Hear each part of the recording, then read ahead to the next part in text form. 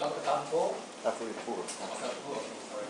And his title of the presentation is Performance Analysis of LRB and HDRB based isolators for low-rise and mid-rise steel frames. So that's our presentation.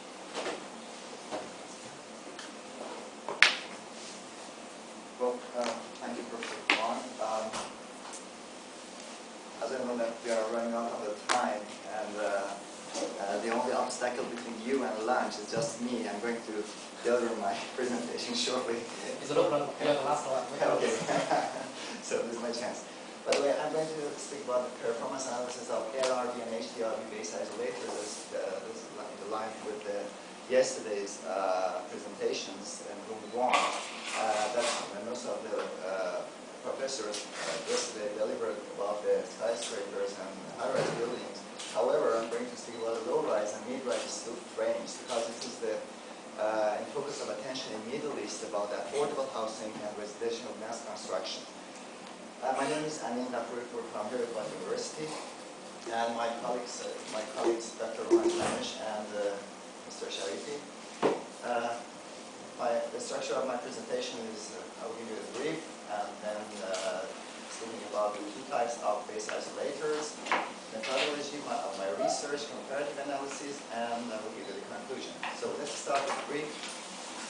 Well, as a matter of fact, two types of base isolators, lead rubber bearing and high-density lead rubber bearing and high-density rubber bearing, normally on the debating for the academics and for engineers and mostly for owners as regarding to their prices and their advantages for the building, especially for affordable housing. So lead rubber bearing normally use the lead as inner core inside this base isolator, and high-density rubber bearing mostly is produced in Europe.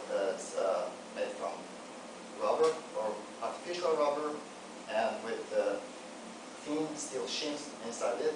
But this one mostly produced in New Zealand, and they are the same for lead rubber bearing, mostly speaking about the natural rubber. Well, none of the codes speaking about the type of base isolators, just they are directing us for the stability for the required displacement, providing increased resistance with increasing displacement, and does not degrade under cyclic loading. So basically these 3 points should be met for the base isolators. Well, to compare these two types of base isolators, a set of analysis including have done for 5, 10, and 15 stories buildings to compare these two. We designed the building first based on American code, that's the usual and normal procedure in the Middle East. And then we checked their performance of the structure based on FEMA code. And then we try to evaluate the results by non-linear dynamic analysis to find their performance. So, as we know that base isolator mainly increase the frequency to reduce the possibility of resonance in the structure. However, they have energy dissipation or damping in their behavior. Well, this is normal procedure that we know that the base isolator decrease the response amplification factor in the building. If you want to compare the two buildings in Northridge, during Northridge earthquake with base isolator and without base isolator, in this hospital it's 2.3 G on top and 0.1 G on top with the structure with the base isolator. That yesterday most of the professors spoken about. Okay. Well, for the base isolators behavior, as HDRBs, normally we can assume this dynamic model for it with stiffness and with the damping value. And for lead rudder bearing, it's the same. However, due to the effect of lead as an inner core inside it, we will have the modified damping and modified stiffness. So we have to consider these two parameters in our dynamic analysis. Well, the equation, differential equation of motion for both systems can be described as this. They're the same in fact. However, again, the equivalent damping coefficient and the stiffness should be applied in this substituting this expression to solve the system. Well,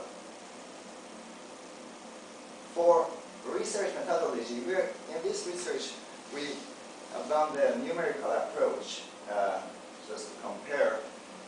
So, first of all, after designing of these three models, 5, 10, 5-story, 10-story, and 15-story building, we've done nonlinear static analysis or nonlinear static pushover analysis for it to study about their performance. And we, as a matter of fact, we use the conventional system also as an index to compare the LRB and HDRB with the conventional system. So in our design, we consider the collapse prevention, life safety index for performance of a structure for conventional system. And basically, we use